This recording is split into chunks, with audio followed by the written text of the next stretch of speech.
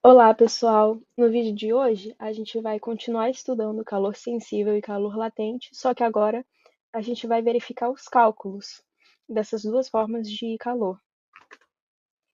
Então, primeiramente, a gente vai conceituar capacidade térmica e calor específico. Capacidade térmica, vamos supor que a gente fornece a um corpo uma quantidade de calor Q, geralmente a gente trabalha com a unidade caloria, e, consequentemente, na hora que esse corpo receber calor, a sua temperatura vai aumentar. Essa variação de temperatura a gente vai chamar de delta teta, geralmente trabalhando em graus Celsius.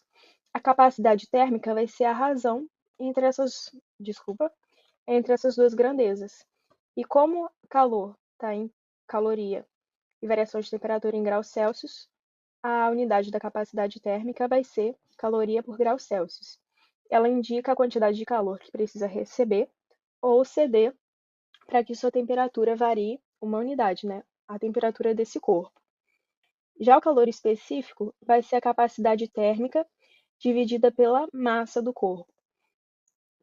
Então, vai acabar sendo calor sobre massa vezes variação de temperatura. Essa massa, geralmente, a gente trabalha em grama.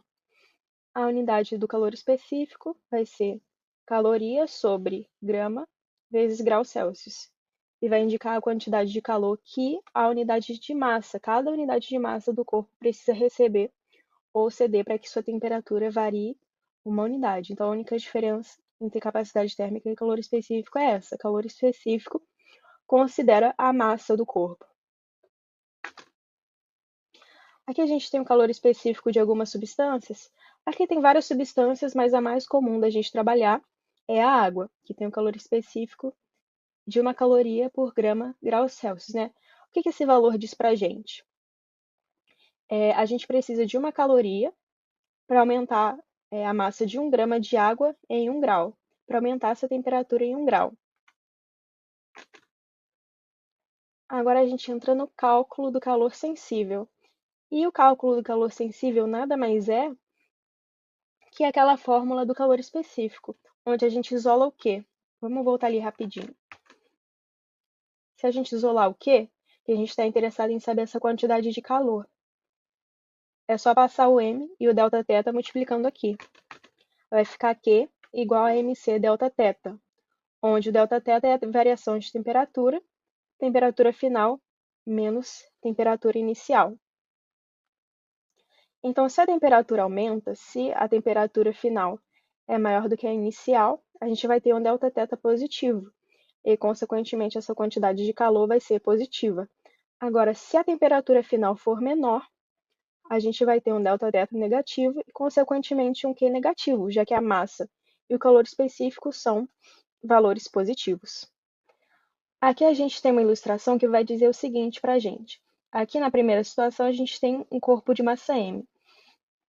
Se esse corpo de massa M recebe uma quantidade Q de calor e sofre uma variação de temperatura de delta teta, se a gente dobrar essa quantidade de calor transferido para esse corpo sem alterar a massa, a variação de temperatura vai passar a ser o dobro. A gente consegue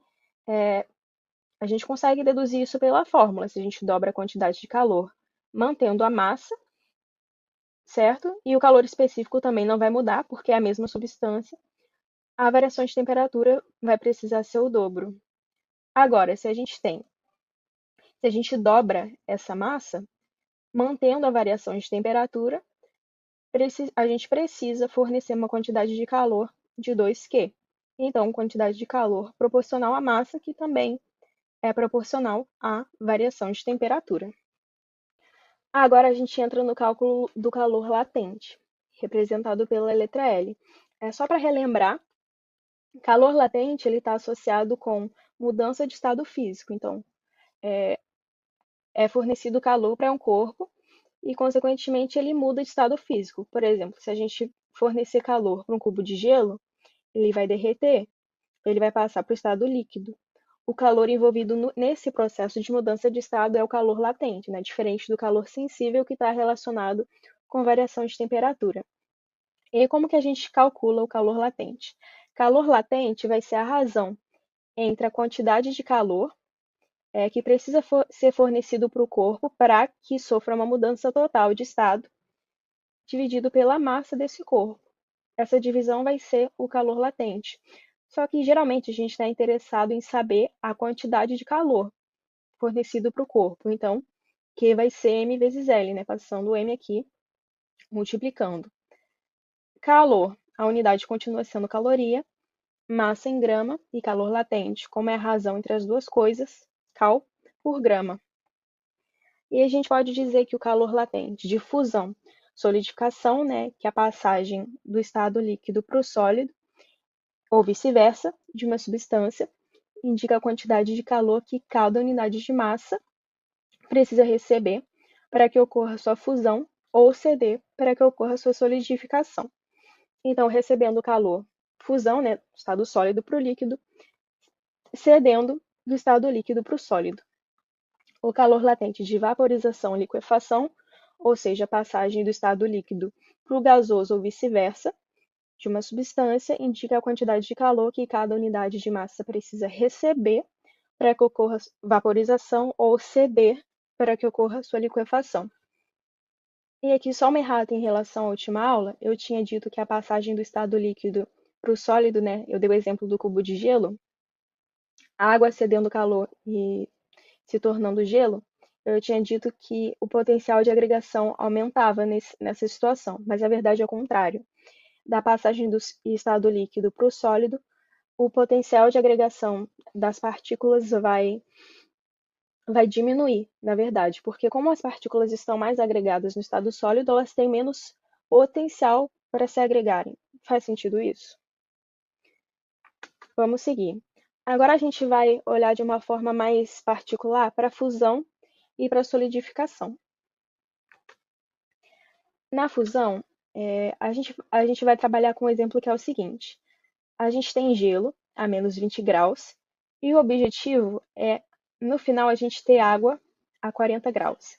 A gente vai analisar os calores envolvidos nesse processo. Então, primeiro a gente sabe, primeira observação, o ponto de fusão da água é 0 graus.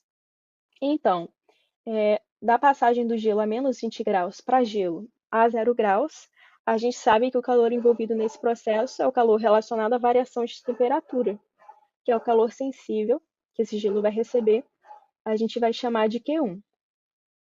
Agora, esse gelo ele vai derreter, né? Ele vai passar de gelo para água a 0 graus. Não existe variação de temperatura, apenas mudança de estado. A gente sabe que o calor envolvido é o calor latente, que a gente vai chamar de Q2. O tempo todo esse gelo vai receber calor.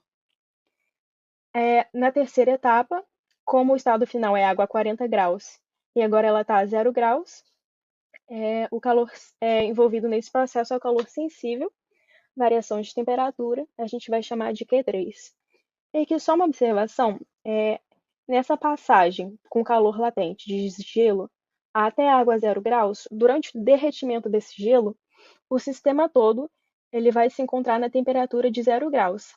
A água só vai aumentar a sua temperatura depois que o gelo estiver derretido todo. Então, durante esse processo de fusão, o gelo vai coexistir com a água, estado sólido e líquido, mas o sistema inteiro a 0 graus. E aí a gente consegue calcular a quantidade total de calor Q recebido pelo sistema, que é só somar Q1, Q2 e Q3. E aí a gente relembra como é que a gente calcula calor sensível e calor latente. Q1 vai ser MC, delta θ, a variação de temperatura do gelo. Q2 vai ser calor latente, mL. Nesse caso, calor latente de fusão. Na verdade, isso aqui é a quantidade de calor, né? Calor latente é R. Isso aqui vai ser a quantidade de calor, mL, de fusão do gelo. E Q3, MC delta θ, da água. E aí a gente faz um adendo para a curva de aquecimento. É interessante a gente observar. Primeiro a gente tem a temperatura de menos 20 graus, gelo, no estado sólido. E aí, conforme é fornecido calor para esse sistema, a temperatura dele aumenta. Então, sobe de menos 20 graus para 0 graus. E aí, continuando a fornecer calor, A temperatura já não aumenta depois de chegar no 0 graus, que é o ponto de fusão, né, da água. Então, durante esse derretimento, a fusão, a temperatura não varia e coexistem estados sólidos, estado sólido e líquido. E aí, a partir daí, depois que o gelo estiver derretido completamente, a temperatura volta a subir em linha reta até 40 graus no estado líquido. Agora a gente vai dar uma olhada na solidificação. Então vamos supor que a gente vai ter o processo inverso. Primeiro a gente tem água a 40 graus e ao final a gente vai ter gelo a menos 20 graus. Então primeiro a gente tem o aumento de temperatura da água, né, de 40 graus até 0 graus. A gente sabe que o calor envolvido é o calor sensível e dessa vez vai ser um calor cedido, porque agora a gente tem diminuição de temperatura. Então o corpo recebe calor para aumentar a sua temperatura e cede para diminuir. Da mesma forma que ele vai ceder calor para passar essa água, né, para passar do estado sólido para o estado do estado líquido para o sólido, desculpa. Estado líquido para o sólido vai ceder calor. Calor envolvido na mudança de estado físico é o calor latente. Mesma coisa, enquanto estiver passando do estado líquido para o sólido, não vai existir mudança de temperatura.